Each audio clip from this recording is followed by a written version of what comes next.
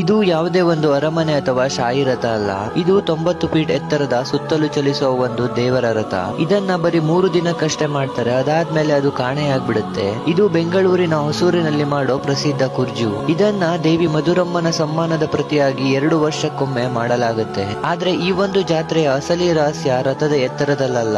ಈ ಒಂದು ರಥದ ಮುಂದೆ ಕೊಡುವ 100 ಬಲಿಯಲ್ಲಿ ಅಡಗಿದೆ. ಹೌದು, ಇದು ಕರ್ನಾಟಕದ ಅತಿ ದೊಡ್ಡ ಮೇಳ. ಅಲ್ಲಿ ದೇವಿಯ ಸಂತುಷ್ಟಿಗೋಸ್ಕರ ಇದನ್ನ ಮಾಡಲಾಗುತ್ತೆ. ಹಾಗಾದ್ರೆ ಈ ಒಂದು ರಥ ಮತ್ತೆ ಬಲಿ ಕೊಡುವ ಹಿಂದಿರೋ ಘಟನೆ ಆದ್ರೂ ಏನು? ಸಾವಿರಾರು ವರ್ಷಗಳ ಹಿಂದೆ ಈ ಒಂದು ಪ್ರದೇಶದಲ್ಲಿ ಮಹಾಮಾರಿ ರೋಗ ಬಂದಿರುತ್ತೆ. ಅದರಲ್ಲಿ ಸಾವಿರಾರು ಜನ ಸಾಯ್ತಿರ್ತಾರೆ. ಯಾವುದೇ ಒಂದು ಔಷಧಿ ಕಾರ್ಯನಿರ್ವಹಿಸ್ತಿರ್ಲಿಲ್ಲ. ಆಗ ಗ್ರಾಮದ ಜನ ಗ್ರಾಮ ದೇವತೆಯಾದ ಮಧುರಮ್ಮನನ್ನು ಪ್ರಾರ್ಥನೆ ಮಾಡ್ತಾರೆ. ಆಗ ದೇವಿ ಒಬ್ಬ ಭಕ್ತನ ಕನಸಲ್ಲಿ ಬಂದು ಗ್ರಾಮದ ಜನ ಪ್ರತಿ 2 ವರ್ಷಕ್ಕೆ ಒಂದು ಭವ್ಯ ರಥವನ್ನು ನಿರ್ಮಿಸಿ ಅದರ ಮುಂದೆ ಬಲಿ ಕೊಟ್ಟು ಶ್ರದ್ಧೆಯಿಂದ ಭಕ್ತಿ ಮಾಡಿದ್ರೆ ಈ ಪ್ರದೇಶವನ್ನ ಮಹಾಮಾರಿಯಿಂದ ಮುಕ್ತ ಮಾಡಿ ರಕ್ಷಣೆ ಮಾಡ್ತೀನಿ ಅಂತ ಹೇಳಿದಾಗ ಅವತ್ತಿಂದ ಗ್ರಾಮದ ಜನ ಪ್ರತಿ 2 ವರ್ಷಕ್ಕೊಮ್ಮೆ ಕುರ್ಜವನ್ನು ಮಾಡ್ತಾರೆ.